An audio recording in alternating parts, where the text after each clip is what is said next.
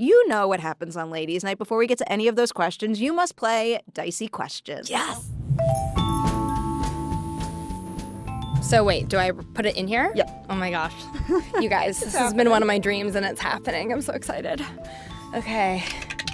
Number 2. 2. Number 2 is already a Yellowjackets question. Perfect. This one is survival skills. Oh, so, God. You are stuck out in the wilderness, Yellowjacket style. I want to know, what is your greatest strength, the thing that would help you survive in that kind of situation? But then I also want to know what your greatest weakness would be. Okay.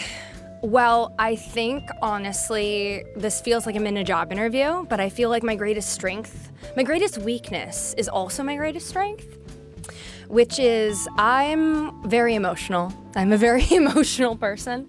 And so I feel like in a way that's a strength because I feel like I would be able to help everybody else and myself process our emotions being in the scenario. But I also think that my emotions can cloud my judgment, make it harder to survive.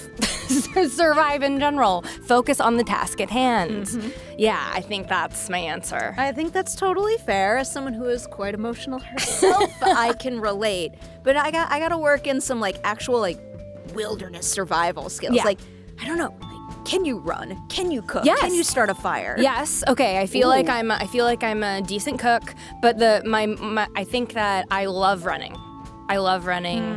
The furthest I've ever gone on my own is I've trained for a half marathon. Oh. But I love running. I do sprint intervals, so maybe I'd be able to. Have you done a half? Because you just phrased it, train for a half.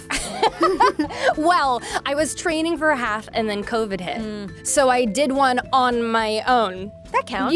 Back in that time when we were all trying to find things to keep ourselves going, I was like, well, I trained for this, so I'll just run that distance. You should do it with a real one with tons of people. I want that experience. Running that distance even on your own still counts. This is not a dicey question I have on your list because that is making me think of this, though. Yeah. I have to ask it. Yeah. Can you recall a time that you saw a movie or a TV show that inspired you to do something, to try something new? I don't know, to call family, anything like that? Yeah, all the time. The first answer that came into my mind, because I actually rewatched it for the nostalgia the other day, was when I was young. I'm trying to remember how old I was when this came out, but when I saw Ice Princess with Michelle Trachtenberg, I was like, I need to learn how to figure skate now. I wanted to learn to be a figure skater so badly after that movie, and I put it on the other day. I'm on this journey right now where I'm trying to connect to my inner child more. Ooh. And so I've been going back and listening to music and watching shows and movies that I loved when I was 13. So I watched Ice Princess and listened to Allie and AJ sing No One and just had a good cry. Oh my. But then still an emotional answer because I'm me. The last time I really felt that as an adult was when I saw Worst Person in the World. Oh. Yeah. Ooh, that's a good one. Yeah, that's one of my favorite movies. And it really resonated with me at the time because at the time that I saw it, I'd only had 2 big relationships in my life up to that point. And that's kind of what that movie is about, and her finding herself. And it inspired me to call both my ex-partners and just kind of reminisce in a way and discuss. Again, I've always been quite communicative, so it's not there were a lot of unspoken things with those people, but yeah, it really inspired me to reflect more. I love that answer. Yeah. I love the reference to that movie too. I bring it up because I saw Brittany runs a marathon and then I ran a marathon, so you should watch Brittany runs a marathon. I loved that. I did see that. Into a half. I did see that movie and I loved it. It was so great. Good. But so you good. have run a marathon. I did it. Good for you. I'll never do it again, but I did it. I was when I ran the half marathon length, the one and only time I've done it, I was I think I'm good. I don't think I could ever do a full. But I want to say that I have done it, so it might happen eventually. If you want to say that you have done it, I suggest trying it, but I also respect anyone who has done it or come close to it and decided that that's not for me. Yes. My mind is blown anytime I hear someone who does many of them in a year. I know, my body could not sustain that. No, that's mind-blowing to me. I'm loving this tangent for us. I know. I can talk about this stuff all day long, clearly. We have to get to Yellowjackets, though, yes. So you have your second roll. Okay, great. That was fun. I love when I feel the need to bring back a dicey question that isn't even on the list. All right, number 6. Number 6 is my favorite question. It's Scream. What's your favorite scary movie? What's my favorite scary movie? Hereditary. Good choice. Yes, Good and choice. I don't watch a lot of scary movies because, again, I'm just so sensitive to stimulus that I know a reason why a lot of people love them is like experiencing those feelings, and I'm like, I can't handle it. But I really do love the psychologically scary ones, and I just feel like Hereditary is such a good combination of really all the different types, and it's just so smart. It's a good one. This is a good pick. I feel like I have to recommend horror comedy for you, though. Yes, that way you would can have be some good. fun with it. Some levity. We need some levity. Go see Hard Eyes. Yes, I want to see Hard Eyes. It's Yes. I'm a big believer in the idea of certain horror movies functioning as comfort movies. I think that's like a very important subsection of horror, and that's where Hard Eyes falls. Yes, and I love Josh, and Olivia and Mason are so talented. I need to watch it. So good. All right, third and final roll on the tower. Okay. I want you to get another Yellowjackets. I know. Really I'm like, I badly. don't want this to end. Okay. Number 5. No, you got a meaty acting question here. This is the favorite, least favorite question. Oh no, I was dreading this question. I need to know your single favorite part of the acting process, which can be anything from rehearsing to putting a costume on, anything like that. And then not necessarily your least favorite, but just a part of the process where you still see room to grow for yourself. Okay, I think my favorite part of acting for me in general is that I find it so cathartic to get to act out scenarios that really resonate with me, or any bit that I can relate to within a character. It's so cathartic for me to like kind of let some of those feelings out. Like I remember shooting a scene, I want to say it was season 2 of Yellowjackets, season 2, episode 8, I think it was. There's a scene with Jeff and Callie when I'm asking about my mom and that like fear of being like her, and just getting to play this dynamic with like my dad, and I just loved doing a scene where I'm trying to remember Jeff's exact line, but essentially the sentiment of the scene is like the trauma carried through by your parents is not your responsibility, and like you don't need to take that on. Super light. But I'm such a big feeler, and like getting to experience those things, and it was also such a beautiful moment for me as a person because it wasn't even necessarily called for in the script that Callie gets super emotional. But I was recognizing in the moment of shooting it, it's like, oh, I feel so comfortable with Warren because that's just kind of coming out. So that was also such a beautiful thing. So I love moments like that. I like live for moments like that in life. And then I need to add one other piece of what I love so much is that I was talking to another actor, I can't remember who, about this the other day. Being an introverted person, I also love the idea of I get to experience all these wild, crazy, and different scenarios that maybe Sarah would never find herself in, but I get to experience it and react in ways maybe I never would in a controlled environment. That's why I love horror. Yes. You just spelled out why I love that genre so much. And I'm like, oh, I'm completely safe. This is a made-up situation. And I get to do so many cool things, so many unique things.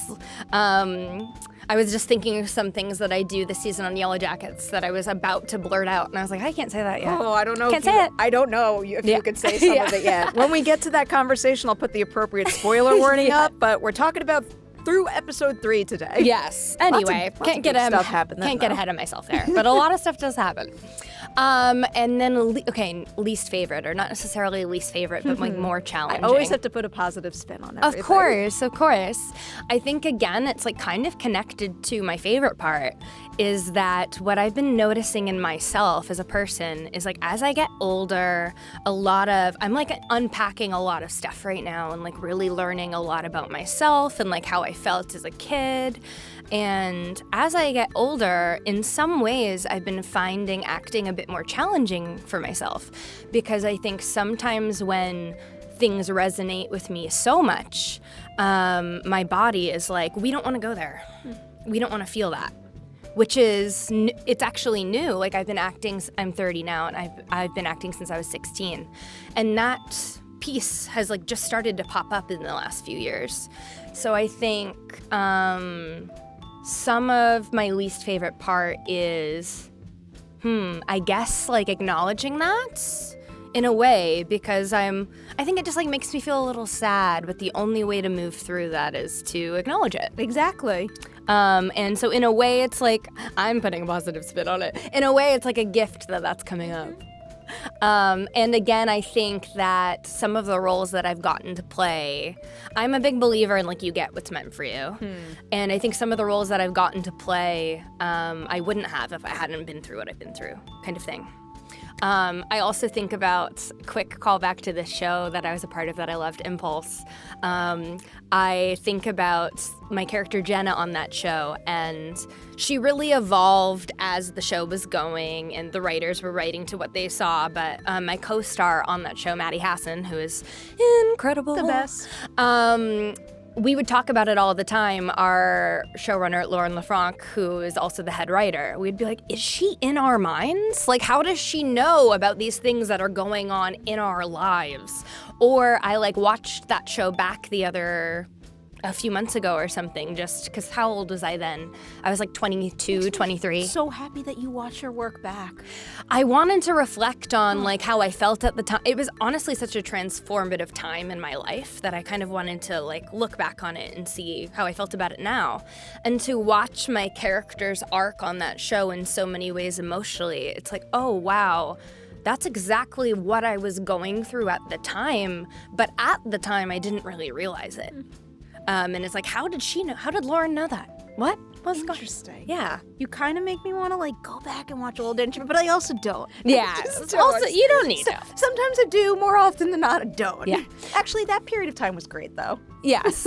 And then I just want to say one more thing. One more of my like least favorite or like more challenging is I just love running a scene all the way through, like for the sake of the emotion and all the things. And so I feel like one of the more challenging things for me is when we're doing things in so many little bits.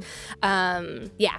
And again, it's like, it's because I'm such an emotional big feeler, and it's like, that's one of the things that makes me so good at what I do. And it's also like, it's just always right there.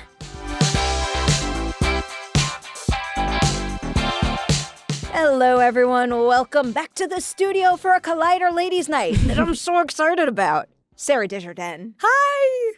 There's so many reasons why I'm so happy you're here. I feel the same. can't believe how long we've known each other for. I know. Also, you are on one of my favorite shows running right now, and on top of that, you are now a series regular on that show. I am. I know. I'm just as excited as you are, if not more.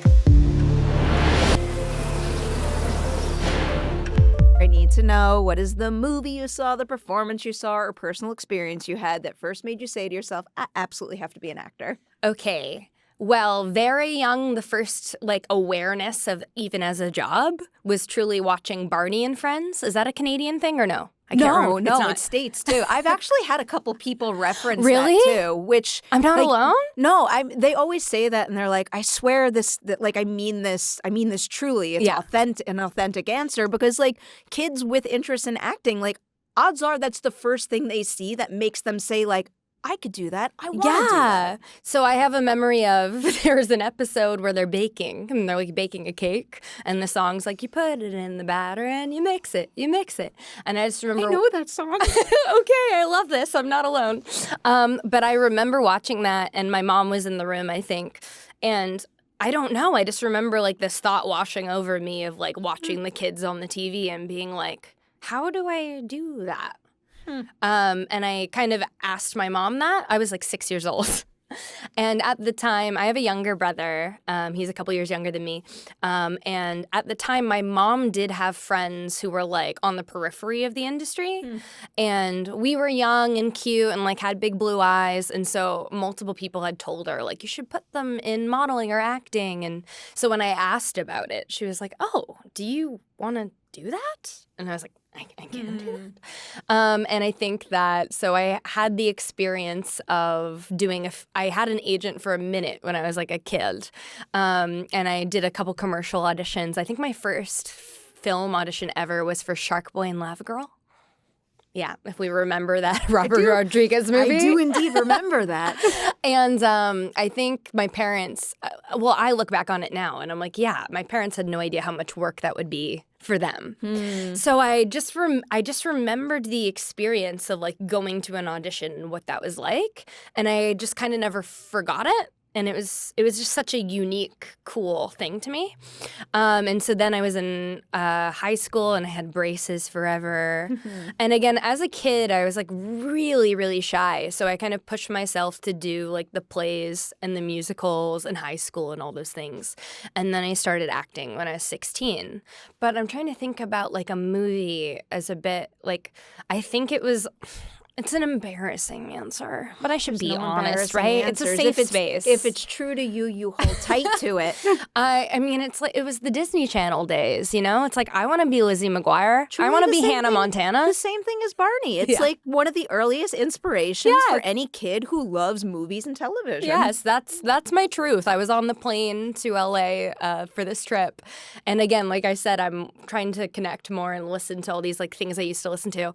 And so I was listening to the old Hannah Montana soundtracks and like I was listening to Fly, like old Hilary Duff, and I was just like, yes. And I think it was also just a moment of like all these things I used to like dream about in my room or like sing into my hairbrush. And I'm like, I'm doing it. I'm doing it now. And it's just like, yeah. Do you remember the very first moment you booked something or you did something that made you think like I'm doing it? And, yes. Oh, you do? I love the clarity with which you seem to remember that. Let's hear it. I do. I like remember what song I put on and I was dancing in my room. So there was a short-lived The Hub, which is owned by Hasbro. Okay. There was like The Hub was like a TV network for a while. And I may have been part of a live-action Clue miniseries. I played Miss White. But she wasn't an old maid. She was a humanitarian with like a million pets who was a part of White Lights for a Better Future. And I remember I had many, many auditions for that. I think I auditioned like 7 times. And I got the call that I got it. And and I was like, I'm a lead in a TV show. And I think at the time I turned on the radio and... this band Hot Shell Ray was really big at the time. What is that song? It's like, tonight, there's a party on the rooftop, top of the world. Okay. And I think part of one of the lyrics is like, and I'm dancing on the edge of the Hollywood sign. And I put that on. I turned the radio on and that was playing. And I was just like, I'm like 16 and I'm like dancing to myself being like, I'm doing it. It's so funny how you can connect a song to a moment like that, too. I was just thinking about when I first found out I got into college, the specific song that I was listening to on the way home, and I've always connected those two things. It was Halo by Foo Fighters, and every single time I hear that song, I'm like, oh, like that was the day I got into my dream school. Yeah, that's amazing. It's so important. It's so important. All right, so jumping ahead a good deal, because I do want to make sure to carve out a little time to talk about Impulse, because you know how much I love that show, and you've already brought up Maddie, and you know, at this point in my career, I've been lucky enough to meet so many wonderful people that I've like built relationships with, but like it's still something special when you meet people for the first time and like you just know that like they are special individuals. What they have is something special. And the fact that I followed the two of you everywhere you've gone since, I think just like really signifies that you two are like next level. And it was making me wonder, do you remember the very first time that you two saw that in each other where like Maddie did something and you're like, you know what? Like you are going to be like a good friend and collaborator for me. Yes. Well, first of all, thank you. And that makes me want to cry. And I feel the same way about you. And yes, I have a couple moments. When we first met, well, first of all, the first correspondence we ever had is we were put on an email chain to send like childhood photos for like the set. And immediately, I think I'm trying to remember who messaged first. It might have been Maddie, and that's what made me feel like, oh, she is like one of my people. I think it was her. And she was like, is it creepy if I'm like now texting you because I have you on this chain? And we started texting right away. But also, a fun fact for Impulse is that I went through the casting process all the way for Henry. And then I was so fortunate to like it didn't pan out, and rightfully it all happened the way it was supposed to. You two are so perfect in your roles. No, we absolutely are. And then I got offered Jenna, and I was like, absolutely. And so then we had our table. Well, we met. Honestly, I think you know, Maddie just has. I don't even know how to describe Maddie's energy. But there's just something about Maddie's energy as a person, like when you're in her presence. I mean this in a very positive way. It's just like, whoa. Just like an exceptional amount of like warmth, and it seems like with ease, she makes everybody around her feel seen. Yes. It's just such a random memory, but I think I'd seen her once in between, but I remember seeing her at TIFF for Fixation. Yeah. And I hadn't seen her in years. It's not like we were talking in between interviews or something, but like the second I saw her, it was like I had just seen her yesterday. Yes, and that's how I feel every time I do get to see her. Because again, she is here most of the time, and I'm in Vancouver still. But so there's that, and then also our first table read, I think, is when we like really met properly, and again, seeing her read Henry, I was just like, oh, like how I would describe it, my experience of like knowing I had read for that character was also just, oh, Maddie just effortlessly is able to convey and be everything I was trying to do. Like it just is Maddie. And then also I think about, oh yeah, of course. Our first day of filming on Impulse was the scene where we're in her attic room and we're smoking pot together. And I tell her that like this used to be my mom's sewing room, and I talk about when my mom died. And it's exactly how you described Maddie, just like carries through into her work. I've like never worked with someone who I just feel so immediately seen, even as our characters. Like I feel you're able to so easily connect with Maddie. And I also think like in my everyday life too, I'm very open to connect. I think we're just like two people who are so open to connection that it was like, and she's the kind of person that it's like, I just felt like, oh, A, she's going to be huge, but B, she's someone when it comes to the work that it's just like you cannot help but be, she makes everyone around her better.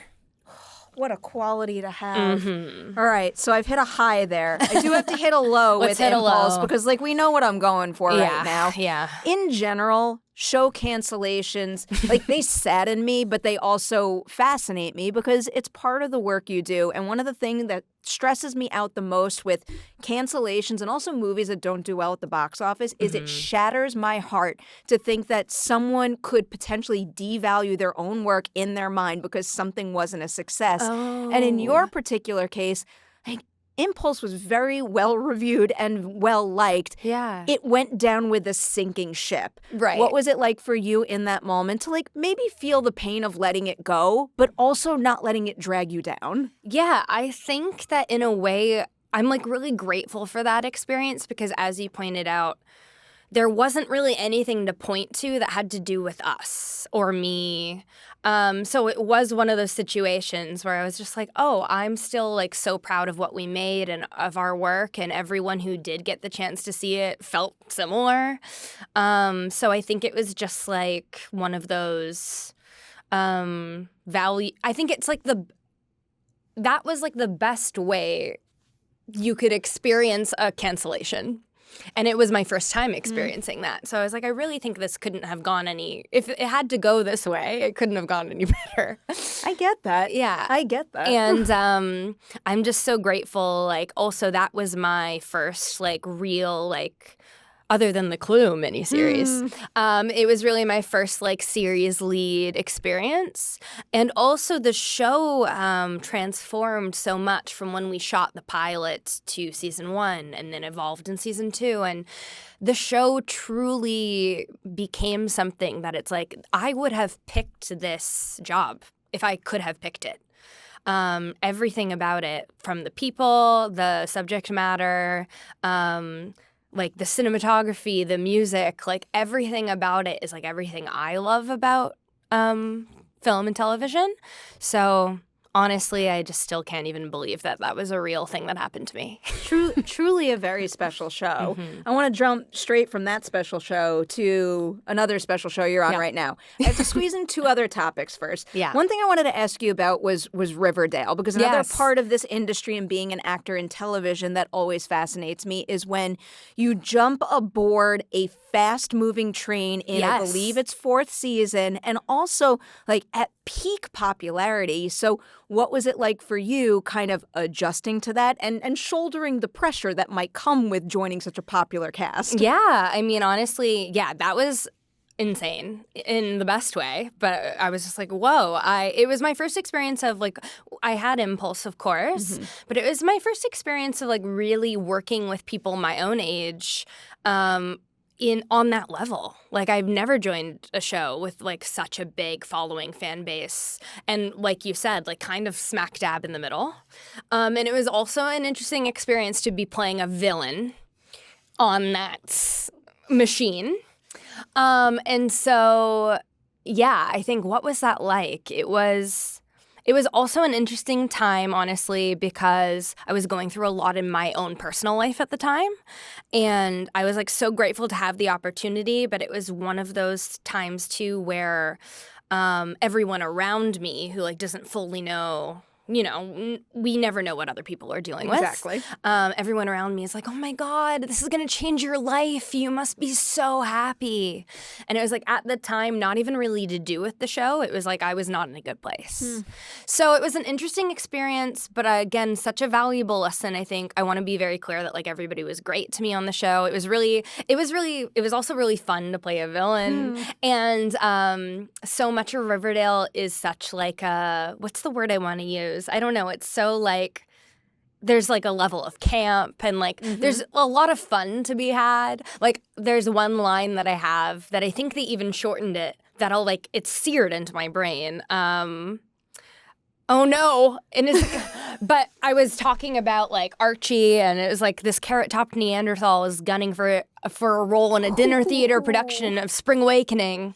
And I was just like, what am I even saying right now? But this is also kind of amazing.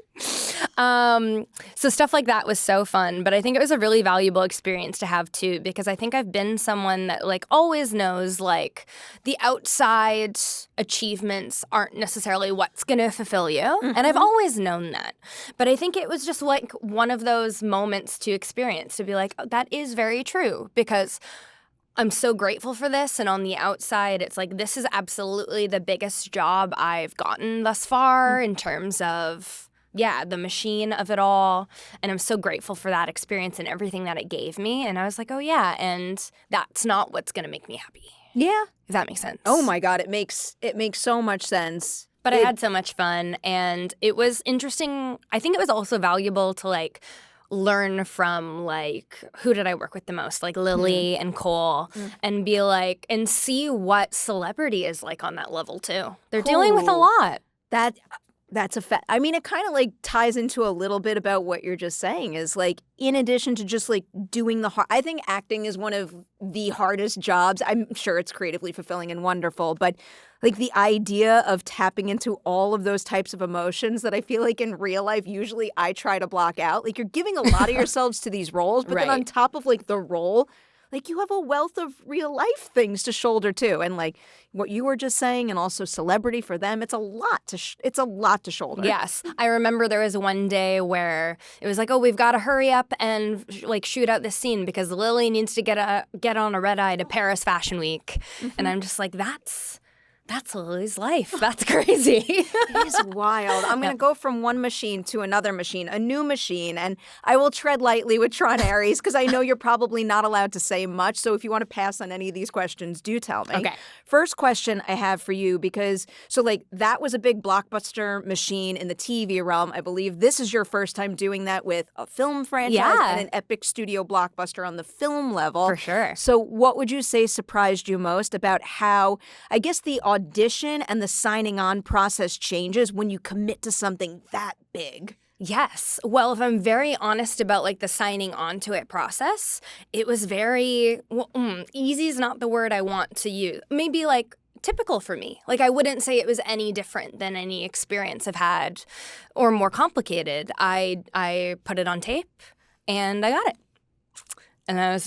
But I guess I would say that part of me was surprised by that. I was like, just in the sense that I was like, that's it? There's no other, like, complicated hoops to jump through? Which was you deserved it. Oh, thanks. And it was so cool to, it is my first experience working on like a big movie Disney machine.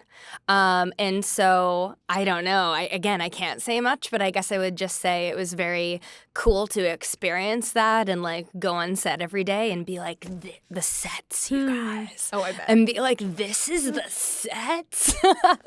And yeah, I can't reveal anything about my character at all. I'm so curious. I'm so sorry. But I would just want to say that everybody I worked with, like, I had so much fun. And I think, like, I love that there's a certain amount, there's just, like, a really good balance of everything in this movie. And I got to be a part of some, like, moments of levity, which was really fun. And I can't wait for you all to see it. Given what you're going through on Yellowjackets, I need you to have some moments of levity. Sarah needed some levity. Please. I'll squeeze in one more quick question about Tron. Yeah. Because you are also surrounded, like per usual, you are used to this at this point, but like you are surrounded by a whole bunch of acting aces. And I imagine when you jump into an ensemble like that, like you have expectations. So can you maybe give me an example of someone in that ensemble that just like blew those expectations away? You thought you knew how good they were, and you were just like jaw on the floor, couldn't believe what they were doing.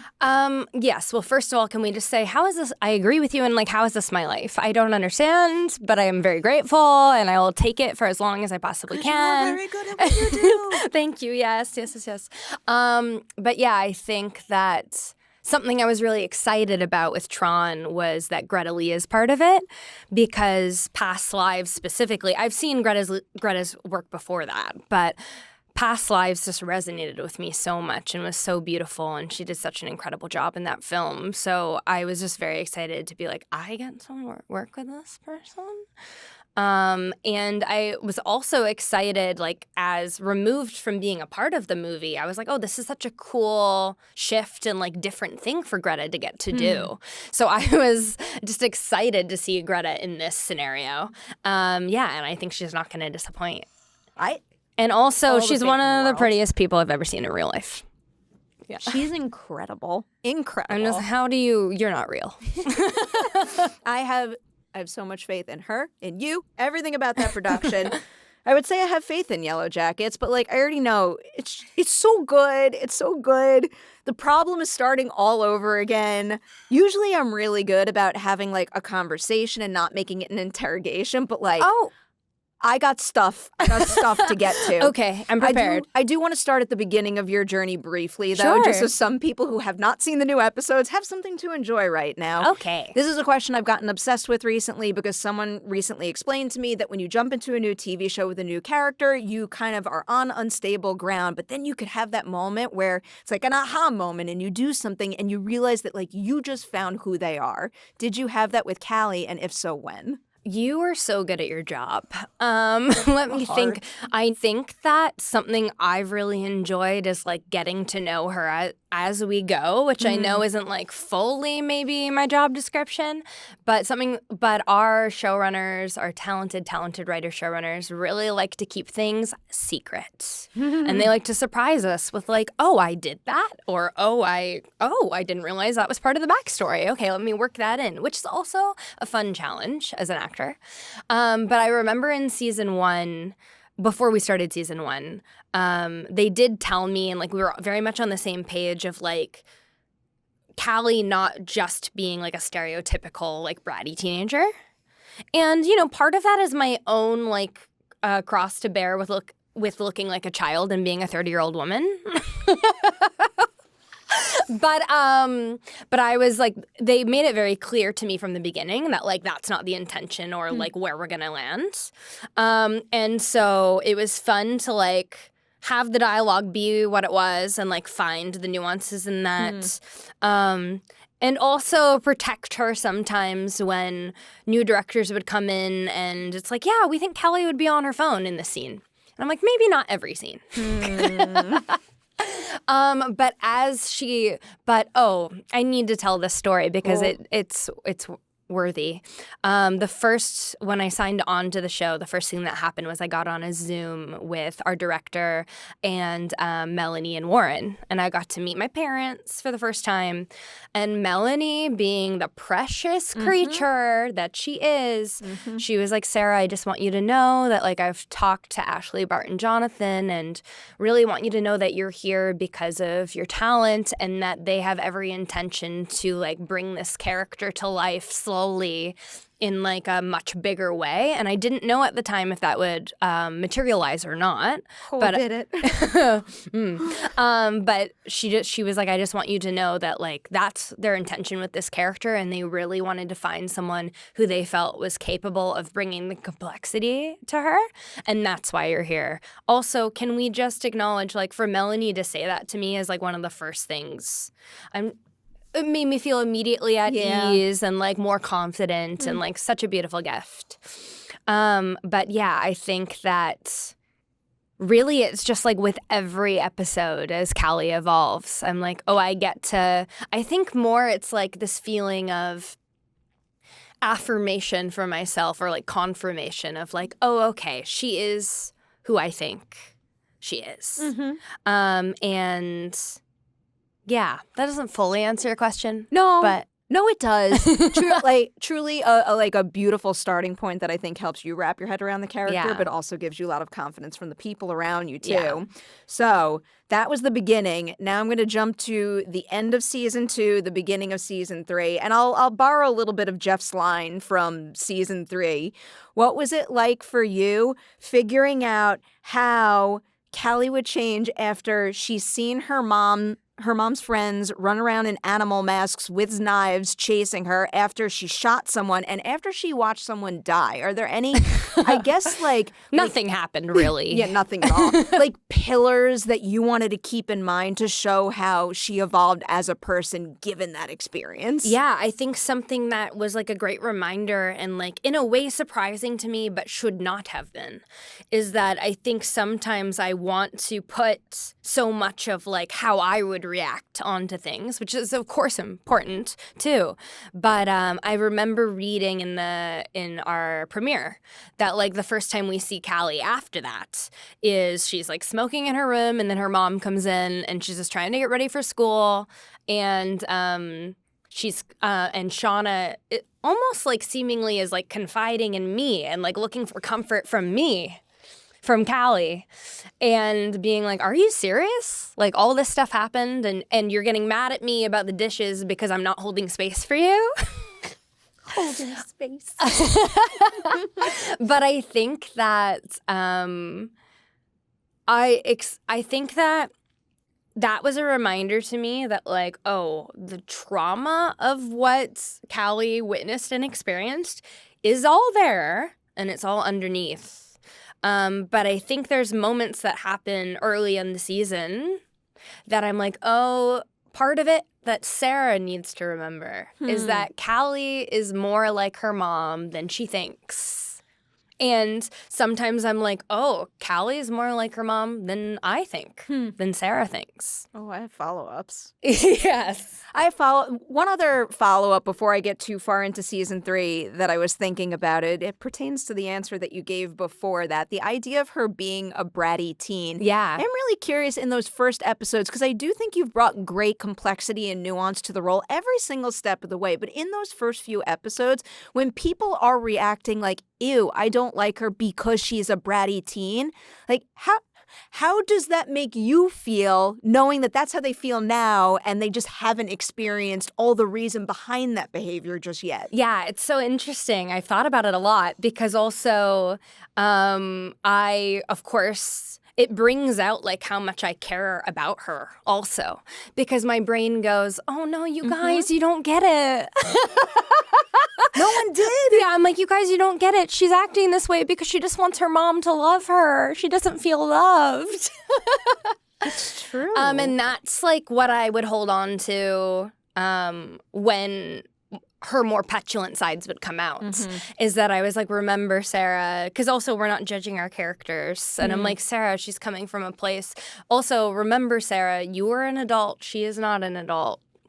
And she's just looking for some form of connection from her mom more specifically. Again, I think I've really enjoyed how they've shown in the show and as it's continued on, like that Callie does have a bit more of that connection with Jeff, with her dad. They have a bit more of the emotional relationship. But I've also loved how it's been developing with Shauna in an interesting way. Very interesting way. An interesting way that I'm very eager to get into right now. By the way, I will just say, those were some of my favorite Reddit threads to read in season 1. Were people debating your character and how they should feel about her behavior. And I want to be clear, I completely understand. And isn't that the point of TV? To have those, and like, the conversations and the back and forths were, like, for the most part, shockingly constructive and thoughtful, too, which I really enjoyed. And just to add to that, I think the one thought I had about myself as well was, like, I am so drastically different from this person, and they're reacting so, like, everyone's so polarized by her, that I'm like, I guess I'm doing a good job. Exactly. The exact takeaway. All right. With this, I'm going to put up the spoiler warning. We're going to talk about everything that has happened through Yellowjackets Season 3, Episode 3. So if you have not caught up to that point, go watch, binge, and then come right back. And the conversation will start again here. All right, so I'm going to start with a big moment in episode 1, the guts dumping. Ugh.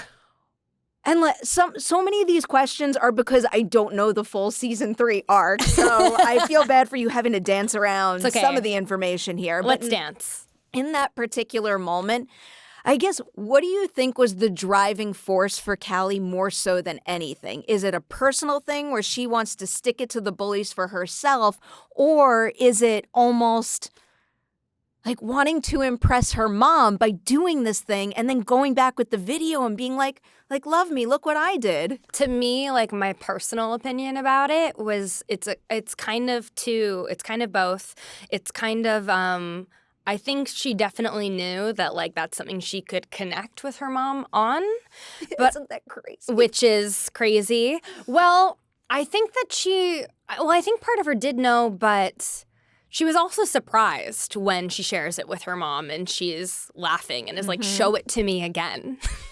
I think part of me is like, Callie's like, really? Like this Is it weird that I was relieved and happy for her when that happened? I was, as Sarah, I was. So I get it. And then I think the other piece too is like, when I read it for the first time, when I read the script for the first time, again, part of me was like, oh, wow, it's also another level of, I didn't even take it as like Callie really wants to stick it to the bullies for herself. It's like Callie does love her mom this much, that she really does want to defend. It's coming from a very truthful place of wanting to defend her mom. I don't know how much she did shoot someone in the shoulder. Well, yeah. She's done a lot. I don't know how much you've thought about this, but this is like another Reddit idea that's burrowed its way into my brain. And there's also something that happens in episode 3 that I think kind of brought this back up for me. Who do you think Callie is more like, her mom or Jackie? Yes, this is I've read about this. I've read about this. It's interesting. It is really interesting. I know everyone is like, you're a love child. We've decided. I like what that means for Shauna's character, too. I find that fascinating that after everything they've been through and leaving Jackie in the past, like, then her daughter has some similar qualities. That's so interesting to me. I know. It's so interesting. I mean, my gut reaction to the question is that when it comes down to it, I'm more like my mom. Yeah, I had a feeling. And also, that makes sense. It's the whole nature versus nurture. And also, it's like, I came from her. So her DNA is coursing through my veins. And, but I do think that it's so ironic. It's like, it was like the universe did its job to make Callie's personality on the surface be a bit more like Jackie, just to really like twist the knife for Shauna. It's too effective. Yeah. It's so effective. All right. Episode 2 brings me to your sleepover scene. I loved it. I had so much fun. I never expected to get a scene with Lottie, Misty, and Callie. And Neither did I. Like, there's so many different vibes, and it felt so perfect. Yeah. I guess I just have to ask the broader question, what was it like working with Christina and Simone on those scenes? Because Perry, as a fan, Perry, amazing. Perry. I was so excited when I was like, this is not happening.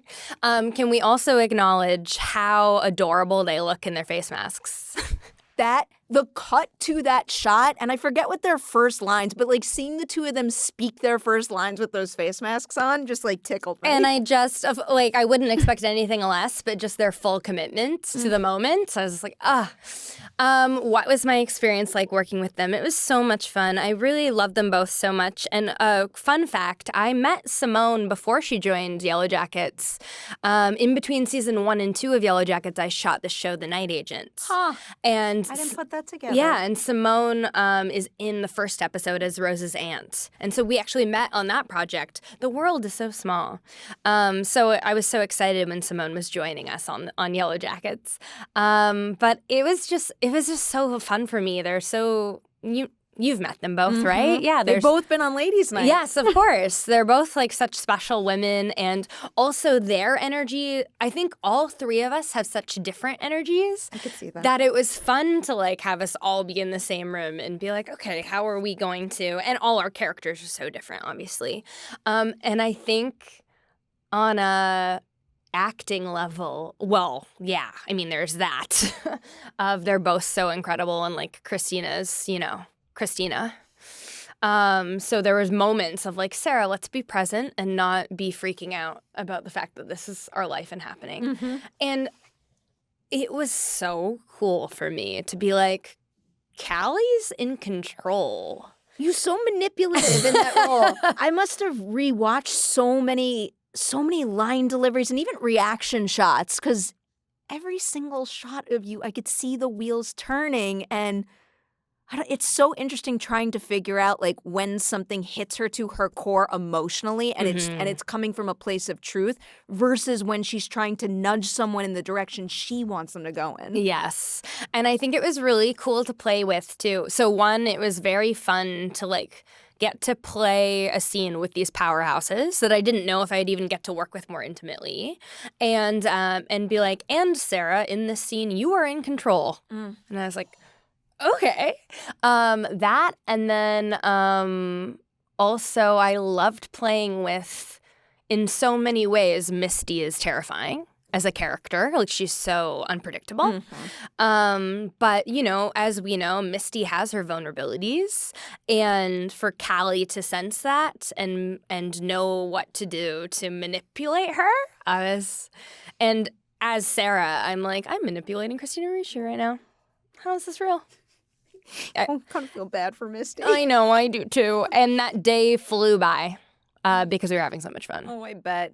I want to jump to episode 3 to follow up on something I just said before in terms of like when things hit her emotionally and like she truly feels it versus when she's just trying to manipulate the situation. Yeah. The scene in the clothing store when they're shopping, particularly when she holds up the dress and goes to like, look at this, and she's like, no.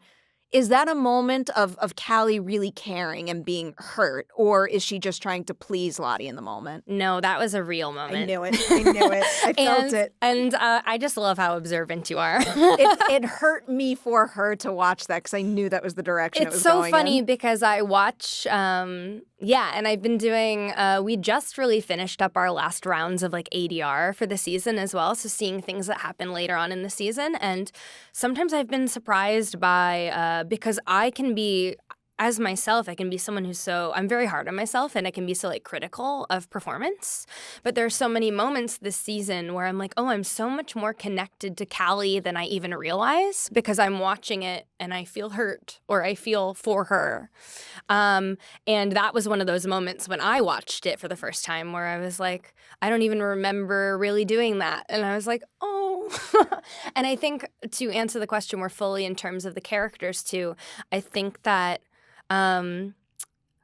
as when we end season 2 and there's that moment on the in the compound where when I shoot Lottie, where she says, "This is your daughter. She's so powerful."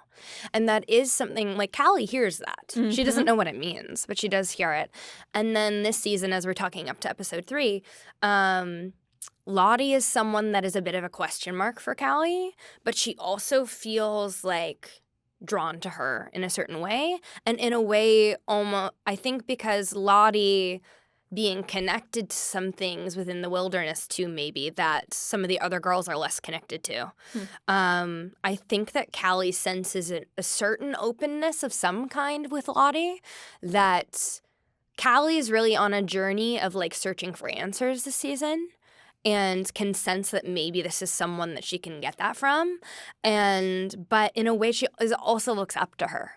So that was kind of that moment for me of like, she's kind of looking up to Lottie, and she's like, oh, will this be the thing? And just to feel completely shot down and like self-conscious for a minute. I love when you describe all of that, and I'm like, I see and feel all of that. Exactly. Yay, I'm glad. I need her to listen to the damn tape. I know. I understand it's hard to find a player for that kind of tape at that time, but just listen to it. I need to know what's on it. Jumping to the end of that episode, I told you before I was going to ask about this moment, and I know it's not directed at you, but when Melanie yells, "Get the fuck out of my house," it, as a viewer watching it on a screen, it cut through, and to be frank, it scared the shit out of me. Yeah. What was it like being in the room when Melanie delivered a line like that? I remember reading the script. I have goosebumps. I remember reading the script and being like, I'm going to witness Melanie Lynskey yelling like this. What is that gonna feel like?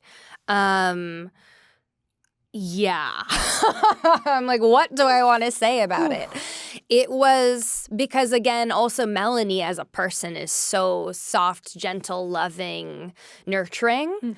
And the only way I can describe it, which I think also thankfully is also how Callie is feeling in that moment, is like disbelief. She looks so sad. Yes. And I'm like what's going on? And I think also it's the first time that Callie is really witnessing her mom let things out that way. Obviously, it's not the first time the audience has seen it.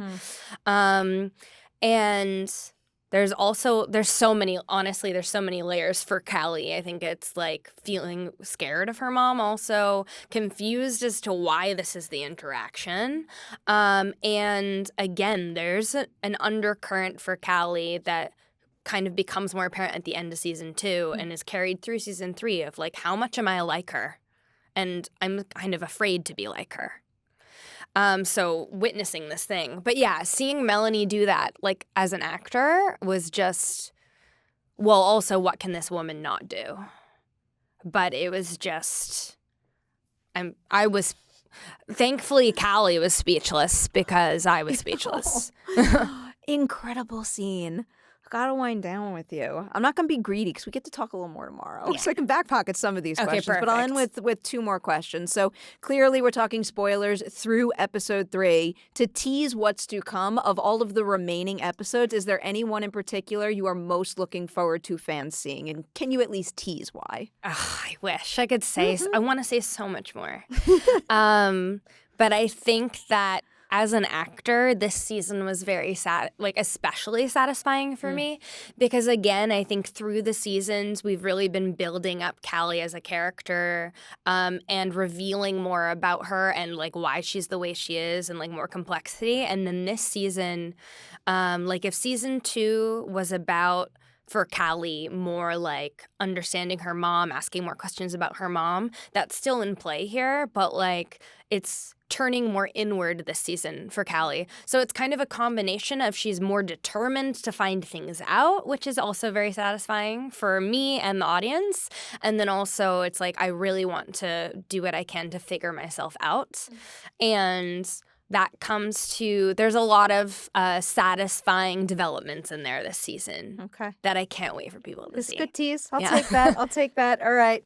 The official last question of Collider Ladies Night. I need to know because I don't think anybody in this business does a good job to themselves as much as they should. I want to know something you accomplished making Yellowjackets this season, any season, that you know you'll always be able to look back on and say, I am so proud of what I did there. Aw, I love this question. It's so wholesome, and I need it. Don't we all? Yes. I think that I was really hard on myself this season in general because the more that I'm just so, my brain is such an interesting place. It's like, oh, my part keeps growing. So you would think you would go, that must mean I'm doing a good job. And my brain can go, don't mess it up. Don't mess it up. And at the end of the season, okay, two things. At the end of the season when we wrapped, Bart and Ashley were there with, Warren and I got to wrap out the whole season. We had the last scene. Which I loved, and I loved doing it with him. Such a special moment. Yes. And so I guess I would just say that Ashley took some time to say some things about me and my portrayal of Callie and got very emotional, which I wasn't expecting. And it was, part of me hates to admit, but it was just exactly what I needed because there was no way for my brain to go, she's just saying that. Because she was getting emotional. So that was a beautiful gift that she gave me, and I let her know that as well. I was like, you have no idea how much that means to me. And then I think also there's a particular scene later in the season that I wouldn't say is any of the crazy pivotal ones, but that I was like, that scene was my worst by far. I think I struggled the most in this scene. And when we wrapped, Jonathan wasn't with us on the last day, and I just wanted to call him, so we were having a chat. I've also valued so much getting to have a deeper relationship with all of them this year. And he was just like, Sarah, I have to tell you, this one scene in particular, you did so good. And it was this scene that I thought was my worst by far. So it was just so many moments this year that I'm so grateful for of Sarah, I think, well, one, we're working on the way we see ourselves, but also I think we've got a bit of imposter syndrome going on. And it was very valuable to me this year to have so many moments of we're not seeing ourselves clearly. So maybe when we have those moments, we can be a bit more removed from it and be like, that doesn't mean it's reality. So I think what I mean to say is there were so many moments that I'm like, oh, I guess there are so many moments to be proud of this year that I didn't even quite realize. So that was a beautiful thing to realize and get told by my bosses. We love that. I love that answer so much. Given what I've seen thus far, it does not surprise me to hear that at all. Thanks, Barry. I'm going to say congratulations on everything you've accomplished on Yellowjackets. I can't wait to see more and everything coming your way in the future that I promise you're going to be right back in this room talking about. I hope so, because I love spending time with you. Anytime you want. Congratulations. Love you so much.